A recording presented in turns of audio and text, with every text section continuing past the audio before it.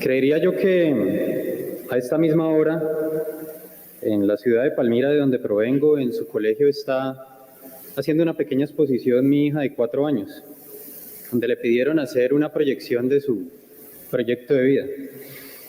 Y el día miércoles en la noche que estábamos juntos y reunimos los materiales, fotos y demás para hacer la cartelera que ella tenía que preparar para hoy, como no soy amigo de hacerle tareas bonitas, sino que dejar que ella haga sus tareas en la forma que pueda hacerlo, porque para eso va a su colegio, dejé que organizara toda la estructura de su cartelera.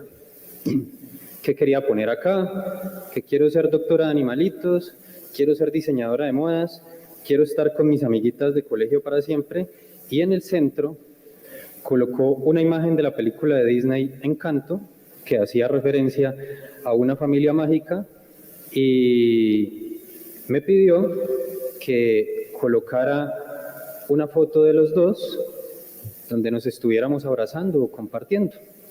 Me llenó, por supuesto, de mucha emoción, la abracé, le dije que la amaba y en un sentimiento prospectivo de nostalgia le dije que ¿cómo será el día que ella ya no quiera que yo la cargue o la abrace? Y me dijo, no, papá, hasta cuando yo sea viejita voy a querer que me cargues. Más allá del amor que hay en ese acto, creo que mi hija me enseñó con esa pequeña acción, como lo hace todos los días, que la gratitud se contagia. Y así como ese abrazo de ella me contagió de gratitud, quiero yo hoy, antes de iniciar mi intervención, agradecer a la Asociación Colombiana de Derecho Procesal Constitucional, con quienes recordaba al doctor René, la doctora Diana, el doctor Eduardo Andrés, esta mañana en el desayuno, que desde hace 10 años me viene alojando en su seno académico, y justamente en ese Congreso de Santa Marta en el año 2013 que estuvimos, pues veíamos a la pequeña Majo recién nacida y hemos cultivado relaciones de amistad y académicas muy importantes. Gracias por un año más confiar en mis capacidades y tenerme en este evento. A la Universidad de la Gran Colombia, por la brillante organización, me agrada mucho regresar a Armenia, regresar a esta universidad. Por supuesto, mi gratitud por quien me inspira todos los días, mi hija, quien es mi más bella revolución, a mis estudiantes que todos los días me inspiran, a los profes que me conocen y que están aquí presentes, y por supuesto al gran arquitecto del universo que hace posible mi existencia y la casual presencia en este sitio para compartir con ustedes. Quiero compartir un tema que he denominado garantía de la supremacía constitucional en un modelo dual y paralelo, planteando una revisión del medio de control de nulidad por inconstitucionalidad en Colombia. Y para ello hay que partir de un contexto que es bastante simple. El Estado, ya sea si nosotros lo abordamos como concepto, como estructura, es tal vez el principal objeto de estudio de las ciencias jurídicas, de las ciencias sociales y desde las ciencias políticas. Su construcción fenomenológica ha estado atravesada por diferentes marcos teóricos. Tal vez los principales sean el contractualismo, esa teoría contrafáctica de la que nos han hablado en la mayoría de aulas, o la fenomenología del poder, si lo queremos ver desde un punto de vista sociológico. Pero lo cierto es que indistintamente el marco teórico que dibuje el soporte originario o funcional del Estado incide directamente en la estructura dogmática del derecho.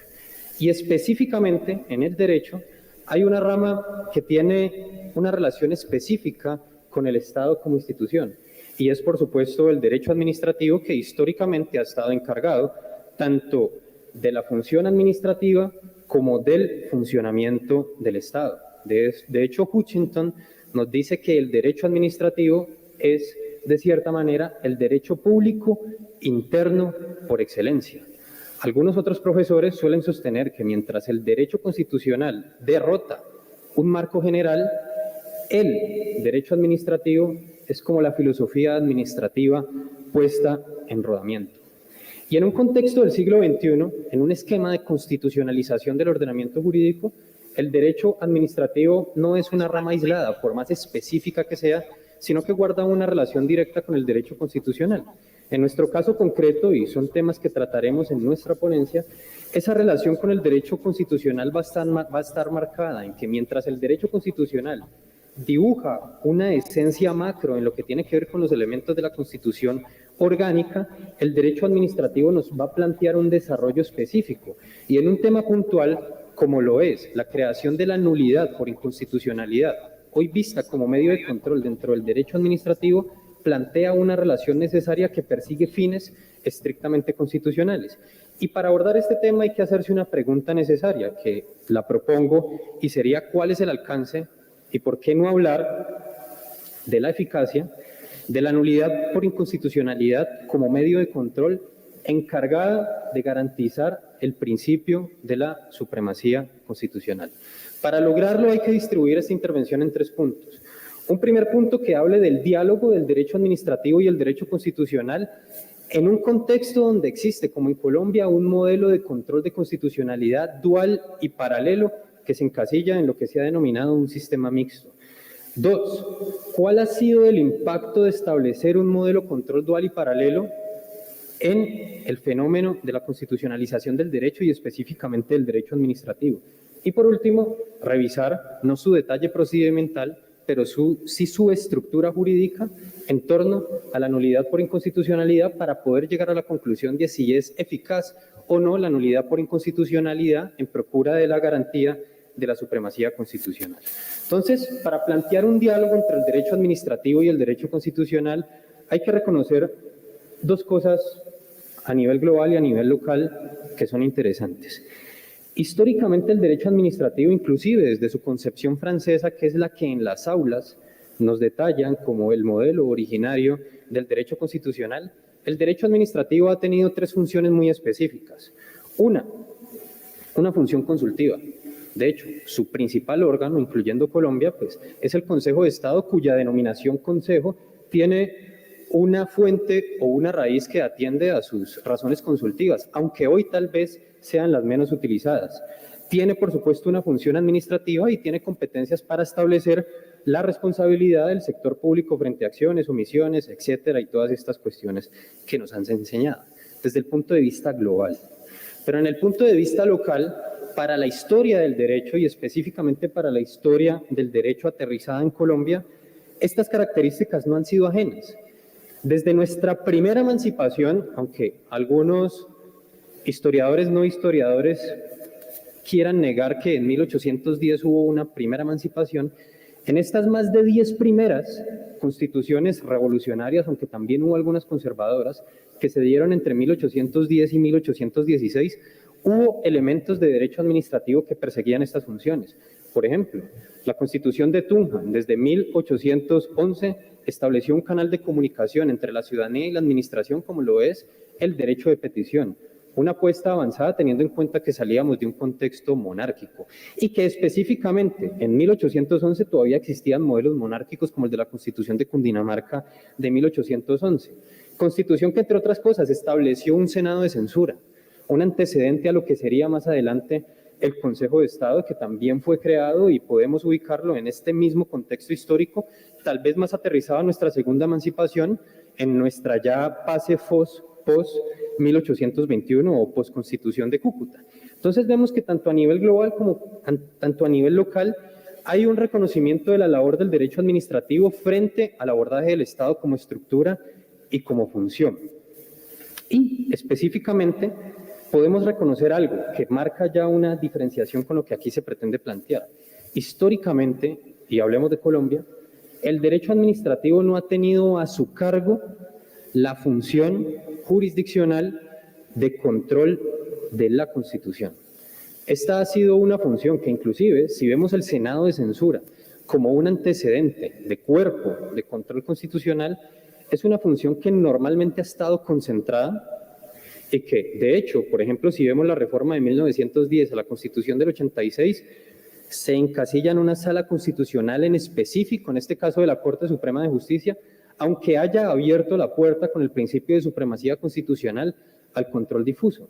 Pero hasta ese momento no hablábamos del derecho administrativo y su estructura jurisdiccional como una rama específica del derecho que sirviera para realizar, ojo, control concentrado y abstracto de constitucionalidad. Pero ¿qué pasa en 1991? Con nuestra carta política que marca la génesis del nuevo constitucionalismo latinoamericano. Ocurren dos cosas. Se da la constitucionalización del derecho administrativo en sus dos frentes teóricos. Primer frente teórico, constitucionalización como ascensión de elementos legales a la Constitución. Usted lee la Constitución del 91 y solo para mencionar dos cosas, habla directamente de cuestiones administrativas tales como la responsabilidad objetiva o la descentralización administrativa, por poner simples ejemplos. Y si nos vamos a el otro criterio de identificación de la constitucionalización del ordenamiento jurídico, que son los elementos que nos ofrece el profesor italiano Riccardo Guastini sobre lo que es la constitucionalización del derecho, encontramos que la Constitución del 91 establece también frente al derecho administrativo la segunda característica de constitucionalización, que es la garantía jurisdiccional de la Constitución, que erróneamente se cree que en Colombia solo está a cargo de la guardiana de la Constitución, que por supuesto es la Corte Constitucional, como lo define nuestra propia Carta, pero a veces nos olvidamos que el artículo 237 también entrega una función de control constitucional abstracto, casi que anclado en lo que sería, no de forma pura, pero de forma entendible, un ejercicio concentrado de la constitucionalidad, específicamente frente a actos administrativos del orden nacional que emanen, en este caso, del gobierno nacional. Este fenómeno de constitucionalización del derecho administrativo es lo que explica que en Colombia exista un modelo dual y paralelo. ¿Qué significa eso? Modelo dual y paralelo frente al control concentrado de constitucionalidad. Dual, que hay dos organismos. Corte Constitucional, Consejo de Estado. Paralelo, que tiene competencias específicas asignadas a cada órgano que no se enlazan entre sí, sino que se cumplen de manera independiente, es decir, paralela. La función del Consejo de Estado no interrumpe la de la Corte Constitucional, y la de la Corte Constitucional, al menos en principio, aunque en la práctica vamos a ver si es así, no interrumpe la función del Consejo de Estado frente a esos actos administrativos que le ha encargado la Constitución. El profesor Velandia en muchos de nuestros congresos nos ha dicho y en sus textos que hay modelos de control constitucional claros. El concentrado, típico modelo europeo, donde hay un órgano encargado de ejercer el control constitucional y punto.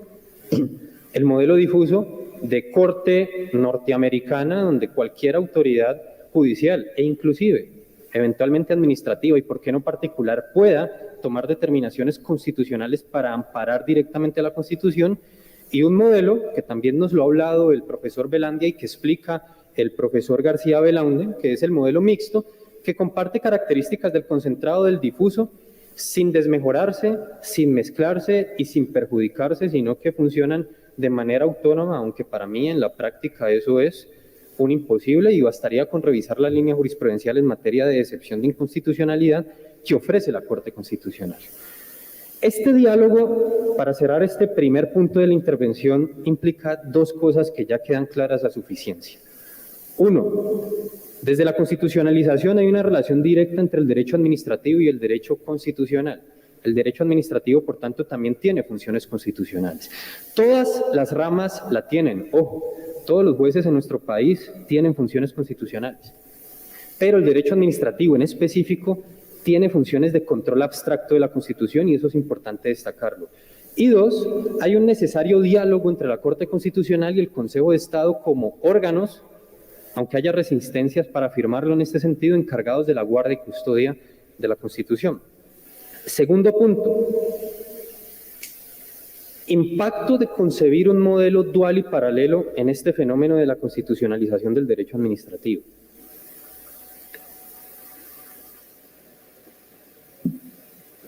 La constitucionalización del derecho administrativo se puede leer de dos maneras, desde dos frentes, como nos lo explica un poco la metodología en el derecho. Uno que podríamos llamar finalista, y cuál es su objetivo, y otro que podríamos decir es empírico y obedece a la realidad. El finalista es claro, y de hecho la Corte lo ha reconocido en algunas de sus providencias, y el Consejo de Estado, cuando ha decidido sobre nulidades por inconstitucionalidad, lo ha ratificado. La finalidad de establecer un modelo de control dual y paralelo que involucre al Consejo de Estado tiene que ver con el objetivo de especializar el control constitucional desde el punto de vista de la garantía jurisdiccional de la Constitución y pretender que sea el órgano supremo de lo contencioso administrativo quien pueda hacer un análisis de constitucionalidad sobre ciertos actos administrativos de naturaleza puramente administrativa sobre los cuales entienden ellos son los especialistas y pueden determinarlo. Esto puede tener críticas o no, pero no podemos desconocer que ese es el objetivo que se plantea la Constitución a la hora de establecerlo. Y de hecho, si usted observa los actos administrativos que no están a cargo del Consejo de Estado, sino de la Corte Constitucional, es porque comprometen directamente situaciones de riesgos frente a derechos fundamentales, como son los decretos legislativos en estados de excepción, o aquellos actos administrativos que tienen fuerza de ley, como aquellos que se dan en el ejercicio de competencias especiales al Ejecutivo. Pero hay otro frente, que es el empírico. Y el empírico no es tan claro, un poco lo que decía el profesor, ¿no? A veces el derecho se dibuja muy bonito. Y pues yo conozco la zona de Chocó porque una de mis líneas de investigación precisamente tiene que ver con derecho ambiental y puedo dar fe de lo que usted decía sobre el río Atrato. Me he involucrado con las comunidades de guardianes del río Atrato, entre otras, de otros recursos naturales, y podría mostrarles fotos donde pues entre el 2006 a hoy la situación del río Atrato no es que haya cambiado por el hecho de que se le haya reconocido como sujeto de derechos. Pasa lo mismo con el modelo de control dual y paralelo. Benítez, profesor constitucional, nos indica que frente a este modelo hay una especie de reacción conservadora que se opone un poco a esta constitucionalización especializada del derecho administrativo y pretende plantear una suerte de choque de trenes entre Corte Constitucional y Consejo de Estado frente a los efectos que tiene el control constitucional ejercido por el Consejo de Estado. Y en el siguiente punto vamos a ver por qué es un punto empírico, porque la propia Corte Constitucional desde el año 2013 en sentencia C-400 se ha pronunciado sobre el alcance práctico de las nulidades por inconstitucionalidad, tal cual las describía la Ley 1437 o CEPACA, como le decimos en nuestras aulas, que específicamente decía que tienen alcance de cosa juzgada constitucional. Y vamos a ver cuál fue la reacción en ese sentido de la Corte Constitucional para tratar de definir esto que hemos llamado reacción conservadora. Entonces, ese ha sido el impacto, finalista y empírico. Y tercer y último punto de la intervención. La nulidad por inconstitucionalidad, por supuesto, tiene una estructura jurídica. Y las nulidades no son algo ajeno a nuestra historia constitucional. Se los dije, Senado de censura, competencias de responsabilidad frente a la creación del Consejo de Estado, establecían ya posibilidades de declarar la invalidez de un acto administrativo, ya sea por razones políticas o por razones jurídicas, como pasaba con el Senado de censura en Cundinamarca. La Ley 130 de 1930 ya hablaba claramente de las nulidades, por ejemplo. Y en 1991 nosotros podríamos decir que esas dos nulidades que categorizaban el derecho administrativo se acompañaron de una tercera. Esa típica nulidad simple, como todavía algunos, para distinguirla de un marco específico, lo denominamos así, aunque no sea la denominación correcta, la nulidad y restablecimiento del derecho, y hoy la nulidad por inconstitucionalidad, una encargada de un control de legalidad, otra encargada de un control de constitucionalidad y otra que puede mezclar las dos variables, pero con una misión de restaurar una situación de hecho o jurídica que ha sido afectada, en este caso, por un acto administrativo. 1991 se crea esa tercer nulidad. Casi 2 décadas después, se expide por parte del Congreso la Ley 1437 de 2011 o CEPACA. O sea, casi 2 décadas después, el ordenamiento jurídico, constitucional y administrativo colombiano estuvo regido por el Código de lo Contencioso Administrativo anterior, que era del año 84. Dificultades prácticas. Y antes, en el año de 1998, apenas, aunque es un largo periodo de tiempo, 7 años después de la promulgación de la Constitución, se reformó ese Código Administrativo para asignar la competencia al Consejo de Estado para conocer de las nulidades por inconstitucionalidad. Es decir, se parte de 7 años de retraso y luego de casi 20 años, 20 años, de actualización del andamiaje administrativo frente al nuevo modelo constitucional. Llega al CEPAC y establece la nulidad por inconstitucionalidad y le da unas características muy interesantes. Es una acción ciudadana, ojo, no pública, ciudadana, no cualquiera, es cualquier ciudadano, que es diferente a decir acción pública o medio de control público.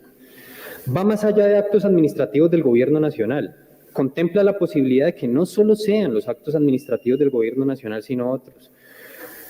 No solo decretos, puede ser cualquier otro acto administrativo.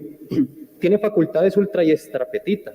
Es decir, eso que ha complejizado la Corte Constitucional frente a la acción de inconstitucionalidad, el CEPACA frente a la nulidad pretende evitarlo diciendo que el juez administrativo puede pronunciarse sobre la nulidad de actos administrativos más allá de lo que ha pedido el ciudadano en el medio de control, que es una de las trabas que pone la Corte Constitucional cuando de acción de inconstitucionalidad se traba.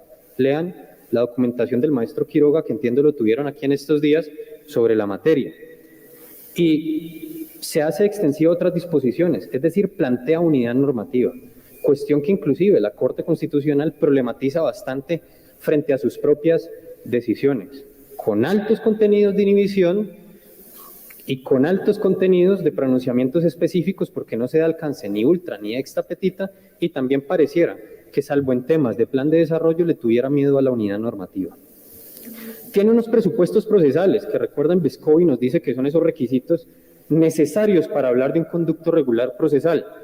Que el acto administrativo esté vigente y que haya una confrontación directa con la Constitución. ¿Qué más quieren? Se busca una guardia, una custodia directa de la Constitución. Es un ejercicio, un fin constitucional encomendado al Consejo de Estado. Es claro que el Consejo de Estado actúa en este tipo de procesos como juez constitucional y por tanto sus sentencias deberían tener ese mismo alcance. El 189 del CEPACA manifestaba que las decisiones de la nulidad por inconstitucionalidad no solo tenían efectos ultraactivos, sino que sus sentencias hacían tránsito a cosa juzgada y le puso un apellido, constitucional. Disposición que fue revisada por la Corte Constitucional Colombiana y mediante la sentencia ya citada en este escenario, C-400 del año 2013, dijo, la norma es constitucional, pero ojo, hay una inexequibilidad parcial. Esa inexequibilidad parcial es la expresión constitucional, porque el Consejo de Estado como tribunal de naturaleza administrativa no se le puede dar alcance a juez constitucional y por tanto sus fallos no hacen cosa juzgada constitucional, efecto que está reservado para los pronunciamientos de esta Corte que interpreta el artículo 243 constitucional diciendo que es la única que puede expresar cosa juzgada constitucional, cosa que textualmente no dice la Constitución. Ya sabemos que el método gramatical no es el que nos rige, pero ni siquiera de forma sistémica, que es el método recomendado, uno podría llegar a concluir que por cómo se ha distribuido las cargas del control constitucional abstracto en Colombia, esa podría ser un alcance. Porque si se asigna una competencia específica al Consejo de Estado para decidir sobre constitucionalidad, se le está encomendando una función de juez abstracto de constitucionalidad. De antemano, no resulta lógico que se le niegue el alcance de cosa juzgada constitucional. La Corte Constitucional, que es quien tiene esa redacción conservadora, es la que pone el choque de trenes que para mí constitucionalmente no existe y se entromete en el asunto no diciendo esa es mi competencia, pero sí al negar el alcance de cosa juzgada constitucional, a dejar la puerta abierta para que las revisiones en materia de constitucionalidad del Consejo de Estado sobre esos actos administrativos en específico queden abiertas porque no tienen una puerta de cierre en materia constitucional sino administrativa a juicio de la Corte, y que eventualmente, aunque no se haya presentado por ser revisiones de abstracto, y ustedes saben que la acción de tutela normalmente parte de situaciones específicas, es decir, de casos puntuales que puedan tener un efecto interpartes, aunque no se haya presentado ese antecedente, sí abre la puerta a que si producto de alguna decisión que haya tomado el Consejo de Estado o alguien en particular considere una afectación particular, se pueda cuestionar a través de acción de tutela en un corto o mediano plazo. No es descabellado, ya la Corte Constitucional también habla de medidas cautelares, es decir, nosotros hemos entrado en un escenario de la innominación, que no es malo en un contexto de Estado constitucional, es lógico además, pero que aquí se abre la puerta para que en este campo se puedan revisar ese tipo de decisiones, y lo que sí es claro desde el 2010 hacia la fecha es que a través de acción de tutela no son pocas las sentencias que la Corte Constitucional ha revocado del Consejo de Estado, sí, en materia de tutela frente a casos particulares, pero aquí se ha negado un efecto de cosa juzgada constitucional que puede llegar a dar ese mismo alcance. Y eso, a juicio de quien les habla para cerrar, abre la puerta para hablar de una constitución nominal, es decir, de una constitución que predica un incumplimiento que puede ser gestado por un órgano que está encargado de su garantía y cumplimiento, como lo es la Corte Constitucional, al arrebatar el alcance que tiene la decisión de constitucionalidad del Consejo de Estado. Y creo que eso debería, pues, no sé si preocuparnos, porque lo que está de moda en la argumentación jurídica es decir que los principios predican todo el ordenamiento jurídico, así hayan reglas. Pero sí debe preocupar frente a los estándares de seguridad política y no negar que el control constitucional es un control político y esa es una realidad de nuestro contexto jurídico. Entonces la invitación es a indagar sobre este tema, ahí está el capítulo, queda a su disposición en el texto que ha publicado la asociación y de corazón en esta ciudad que me agrada visitar de nuevo por su atención, por su paciencia. Muchas gracias.